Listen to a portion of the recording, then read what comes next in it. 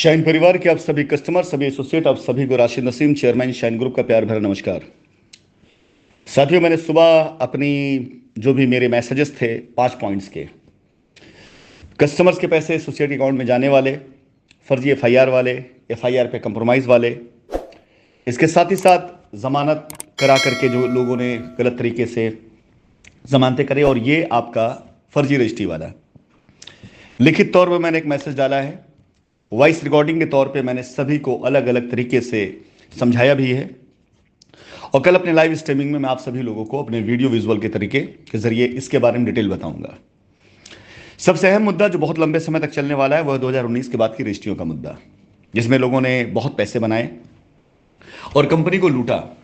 यह मुद्दा वाकई में आपकी समझ से बहुत ऊपर और बहुत परे है, और बहुत खतरनाक भी है। सब कुछ इसके अंदर आ रहा है, लूट आ रही है, और चालबाजी, 420, बेईमानी, मनी लॉन्ड्रिंग, सब कुछ। यानी अगर कंपनी के ऊपर आज जितने भी आरोप लगाए गए हैं वो सारे आरोप इस पूरे मामले में उन सब के ऊपर आयद हो रहे हैं जो इसमें इन्वॉल्व हैं, चाहे उन्होंने आपको कस्टमर को प्रेरित किया हो और चाहे आप कस्टमर रजिस्ट्री कराई हो। अब यहां पर मेरा सिर्फ उद्देश्य इतना है कि 5,000 के आसपास रजिस्ट्रियां जो कराई गई, वो रजिस्ट्रियां वाकई में डिस्प्यूटेड हैं भी, इसको इग्नोर नहीं किया सकता कि कानूनी प्रोसेस है। और अगर मैं आज की तारीख में ये देख रहा हूं कि यहां सिर्फ दो ही पक्ष हैं, या आप कस्टमर विक्टिम हैं यानी आपके साथ गलत हुआ है, और या आप कस्टमर पूरी तरीके से एक्यूज हैं यानी आपने गलत किया है। फैसला आपको करना है, और उस फैसले के लिए मैंने आप सभी लोगों को समय सीमा दे रखी है, और नोटिसें बहुत तेजी से सर्व होनी शुरू हो चुकी हैं। उन नोटिस के जवाब आपके फैसले को निर्धारित करेंगे। उस नोटिस को इग्नोर करने का मतलब होता है कि आपने जुर्म कबूल लिया। उस नोटिस का रिप्लाई देने का मतलब होता है कि आप कंपनी और कानून का साथ देने जा रहे हैं। यह निर्धारित आपको करना है। उसमें लिखी गई हर एक बात का सही तरीके से जवाब देना। कोई भी ऐसी बात आपको नहीं लिखनी है जो मैनिपुलेशन वाली हो। सारी बातें बिल्कुल वही लिखिए जो उसके अंदर है, जो पूछा गया है। और ये नोटिसें आप सभी लोगों को शायद कल से रिसीव होनी शुरू हो जाए। छुट्टियां खत्म हो रही हैं, तो सोमवार के बाद से पूरे भारत देश के अंदर तकरीबन हजारों लोग ऐसे होंगे जो इस तरह के नोटिस को प्राप्त करेंगे, और इसे प्राप्त करने के बाद एक बार फिर से हिंदुस्तान के अंदर शाइन मामले का बहुत अलग तरीके से एक चर्चा होना शुरू होगा। इसमें हर तरह कस्टमर आएगा, कोई ऐसा कस्टमर नहीं बचेगा, चाहे रजिस्ट्री कराई हो, चाहे फिर कब्जे पे हो, कहीं पे भी हो, हर तरह कस्टमर आएगा। मैं वादा करता हूं कि कंपनी जिन कस्टमर्स को जानती है, जिनके साथ कंपनी की सारी बातचीत है, कंपनी ने जिन्हें आश्वस्त किया हुआ है, उनके ऊपर कभी कोई आंच ना आने पाए, इसके लिए हम हमेशा तत्पर हैं, उसमें चाहे हमारा कितना नुकसान क्यों ना हो जाए। लेकिन ऐसे कस्टमर जो अपनी रक्षा कुछ नहीं करना चाहेंगे, अपनी हिफाजत खुद नहीं करना चाहेंगे, उनकी हिफाजत हम भी नहीं कर पाएंगे। तो ये ध्यान रखिएगा, ये हमारे कस्टमर जो कि लीगल में नहीं गए हैं, जो बिल्कुल निरीह भी थे, जिनका कहीं कोई दोष नहीं था, उसके बाद भी इनके साथ अगर ऐसा कुछ करके किसी ने इनके साथ ठगी करी है, तो आज की तारीख में अगर आपका पैसा कंपनी में पड़ा हुआ और आपस रजिस्ट्री है, उस रजिस्ट्री में ट्रांजेक्शन नहीं लिखा गया है, तो आपका पैसा भी डूबा है, ये ट्रांजेक्शन भी आपके अवैध है, गलत है, गैर कानूनी है, और मनी लॉन्ड्रिंग एक्ट में आता है, और साथ ही साथ आप कानून के दायरे में आ रहे हैं। फिलहाल नोटिस से प्राप्त होते ही तुरंत जवाब दें। आपका जवाब ही आपके लिए एक रास्ता बन सकता है।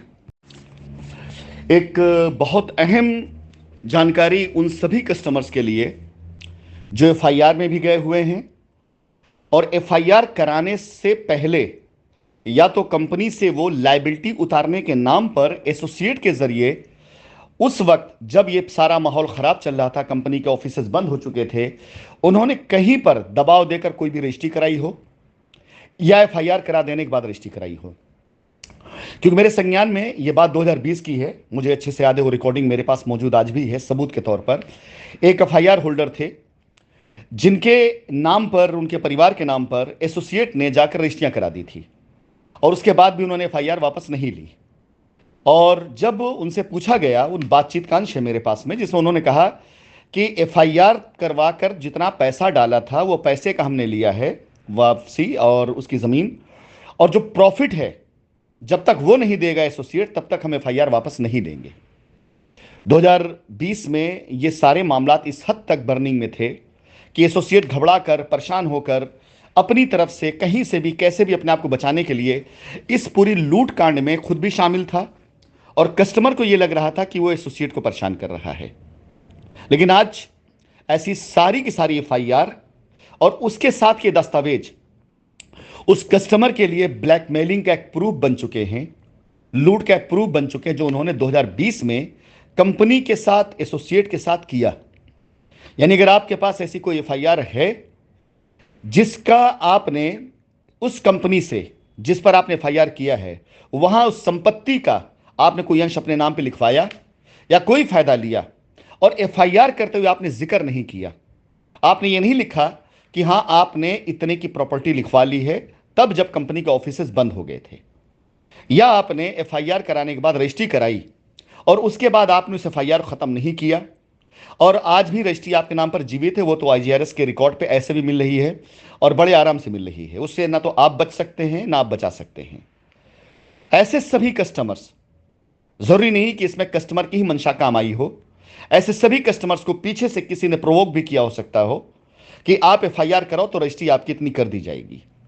ऐसे सभी कस्टमर जिनकी रजिस्ट्रियां पहले हुई हों और उन्हें लालच दिया गया हो कि आपने एफआईआर अगर करा दी होती तो आपको डबल रजिस्ट्री कर दी जाती, ऐसे सभी कस्टमर से मैं निवेदन करूंगा कि ऐसे भी रजिस्ट्री आपके किसी काम की नहीं है। एफआईआर जो आपने कराई है उसमें अगर आपने ये सब चीजें नहीं डाली तो पैसा भी आपका डूबा हुआ है, सवाल नहीं पैदा पैसा आपको वापस मिले वो।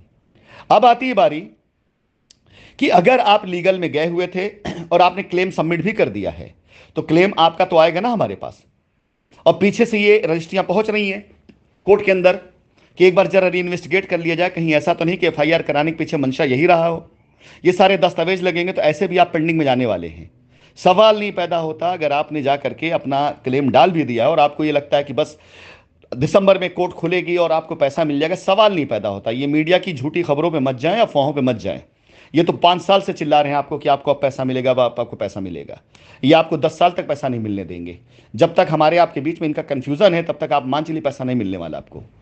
तो फिलहाल मैं बात कर रहा था उन सभी कस्टमर्स को जिन्होंने एफआईआर कराने से पहले या एफआईआर कराने के बाद लायबिलिटी के नाम पर कंपनी का कोई भी फायदा इस्तेमाल किया है, रजिस्ट्री, कब्जा, बाउंड्री, वॉट कुछ भी अगर किया है, और उनको ये लगता है कि वो अब बच गए हैं, अब उनका कोई क्लेम नहीं आने वाला है या क्लेम नहीं भी डालते हैं, कुछ भी हो, हम सीधी जांच सारी एफआईआर पे कराने जा रहे हैं।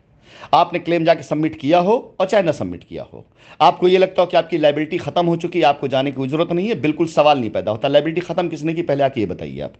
कंपनी आपसे कब मिली, कौन मिला आपसे कंपनी का, कंपनी के डायरेक्टर, मैनेजिंग डायरेक्टर, कंपनी की स्टाफ, किसने आपसे आकर के आपकी लायबिलिटी खत्म करने के लिए हस्ताक्षर किए, किसने आकर के आपको पावर दिया, ये आपको साबित करना पड़ेगा।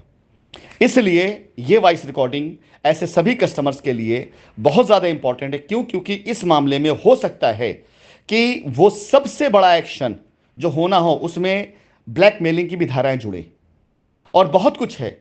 आप कस्टमर को बचाने के लिए वॉइस रिकॉर्डिंग मेरी है, अन्यथा ये सारे मामला तो मेरे पास ऐसे हैं जिन्हें लेकर मैं खाली कोर्ट में खड़ा हो गया और आपको पता ना चला ना, तो आपकी पूरी पूरी लायबिलिटी, आपकी पूरी पूरी लाइफ दोनों पर प्रश्न चिन्ह खड़ा हो जाएगा कानूनी तौर से।